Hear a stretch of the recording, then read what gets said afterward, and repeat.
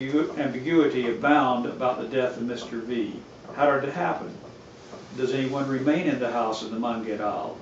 What can explain the mysterious sounds coming from the house and its changing colors? Cowed by the Vergari's reputation, the townspeople are initially wary of invading the apparently deserted estate. Finally, a delegation calling itself the Crusade of the Living, quote, set out armed with tools, rosaries, holy water, salt, rue leaves, candles, and a cross made from the purest Bahian rosewood. They worked all afternoon on the locks, hinges, and doorways until their efforts were finally rewarded. They broke down the door. With the breaching of the house, more and more curiosity seekers flocked to the site. The sacking and pillage starts slowly but rapidly accelerates.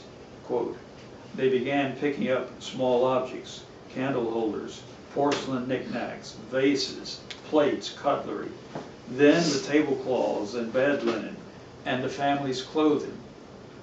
They took everything. They brought sacks, hand carts, wagons, donkeys. The bundles grew. Entire families, including small children, came twice a day and left straining under their burdens. By the time the narrator summons up the courage to visit the mansion, it has been stripped bare of everything in all 17 bedrooms and 5 living rooms, except the books in the library. Books, she reflects, would be the last thing they would think of taking. Quote, among numerous works on orgies and satanic rituals, I found a book with a greenish-gray cover whose title, Scarlet Rituals, caught my eye. I began leafing through it and saw it wasn't actually a book but a diary that had been bound. In it, in the most minute detail, were noted all the ceremonies held by the Vergari family in homage to Satan, beginning with the time of Colonel Totonio. Deciding to borrow the book, she takes it home and reads every harrowing page. I, quote, had never heard of so much evil in one place, practiced by an entire family against human beings and animals. And what repelled me most was that they described the scenes as naturally as if they were speaking of fulfilling a duty. I don't know if they were unaware, perverse, insane, fanatics, or what. Maybe by themselves they formed a new classification of human beings born with some mental or spiritual aberration. Was it possible?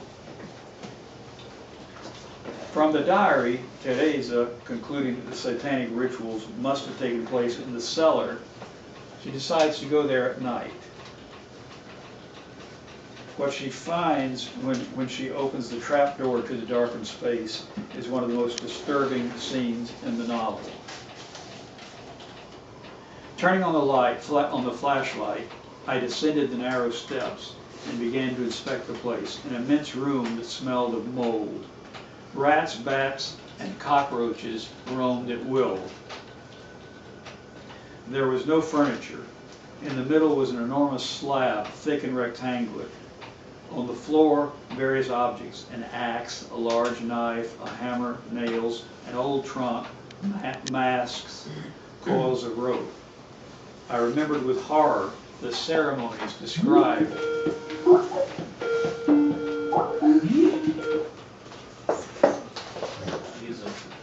I remembered with horror the ceremonies described in the diary and visualized the restoration of the past in all its force. I sensed the presence of people gathering to prepare the ritual, chants, shouts, and a constant murmur that seemed to come from the depths of the earth. Terrified, I saw arise from the back of the room, a shape in a red tunic that came slowly toward me, holding a large razor-sharp dagger. It looked like a peccary, but its head was human. It guffawed, howled, and bellowed. I tried to run, but my feet seemed nailed to the ground, and I had no control over the rest of my body. Then I heard noises on the steps. I focused the light in that direction and saw Marcola, radiant and dressed in white, with necklaces of Bigado Chaussee around her throat. In a firm voice, she ordered me to get up and follow her at once. To this day, I don't know how I managed to carry out her order.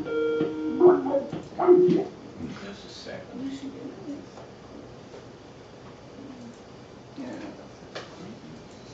I leaped up as if a bolt of electricity had entered me and left with her. Later, Tereza discovers that Marcola could not have been at the Vergati's house, and that the mansion has no cellar.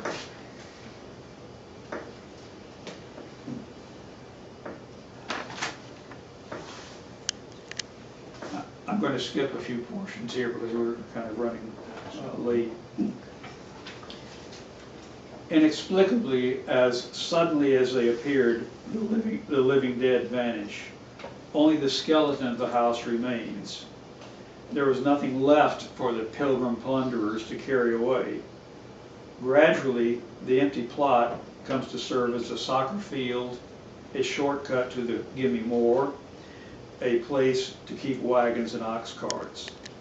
But the house, the site of so much evil, still emanates menace and malevolence. Moans come from the ruins. Some argue it's only the wind blowing through the open spaces. Or crazy Joanna, a homeless woman who went mad when her only daughter died the night before her wedding.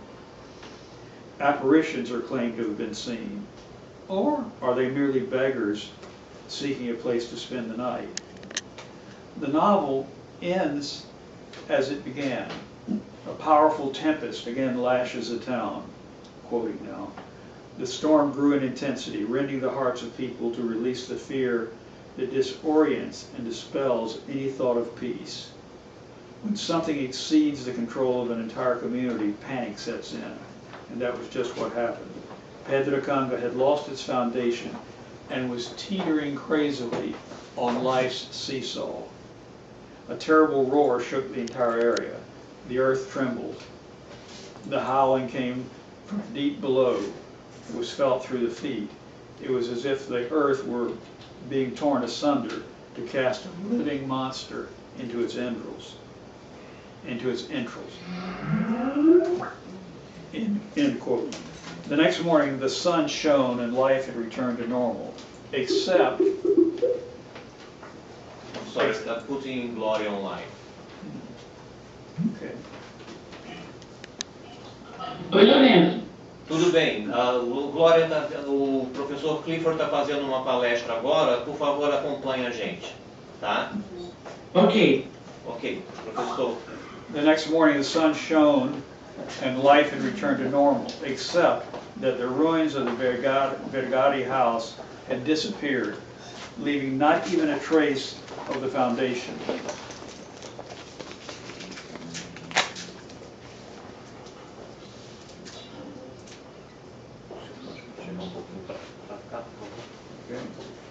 Perfect.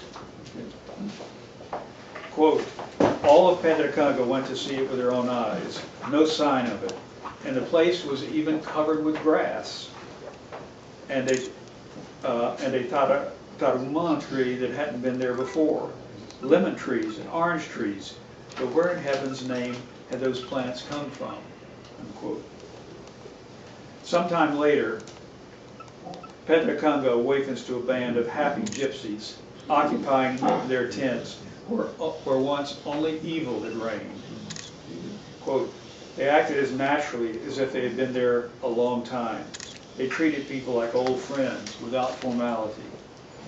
The girls were pretty in their long braids and bright, full skirts.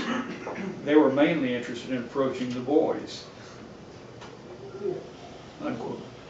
The gypsy's presence brings a new life and vitality to the town. 2 weeks later, a gypsy wedding festival is held. The couple, a beautiful bride and her handsome groom, are very much in love. The wedding banquet is lavish.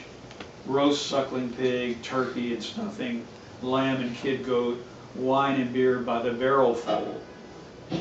Quote, the dance lasted all night. Their joy touched me deeply. Such energy. They never once stopped dancing. Their bodies as light as feathers wafted on the wind. They formed a circle around the bridal couple. Unquote. Some days later, when the gypsies depart from Pedracanga, Tereza's grandfather, Albuez, ever the romantic, leaves with them. It's never seen again. A dark cloud has been lifted, and the terrible legacy of the Vergades is gone forever. Happiness, long absent, has returned to Pedracanga. Now a few words of summation. A mere 108 pages in its Portuguese version and 155 in English, because the pages are smaller. Pedracanga is an incredibly dense work that defies simple description and richly rewards a second, even a third reading. From its first sentence, as we have seen, it abounds in ambiguity. The characters, and there are at least 29 who have speaking roles in the book. The characters disagree about the meaning of happenings ranging from whether the storm at the beginning of the novel took place in the daylight or in darkness, all the way to the nature of the ant-like living dead. No event is without its proponents and its deniers. Rich in humor, colorful in its depiction of the social fabric of community that she portrays by peeling away its multiple layers. This work is postmodern in its self-reverentiality.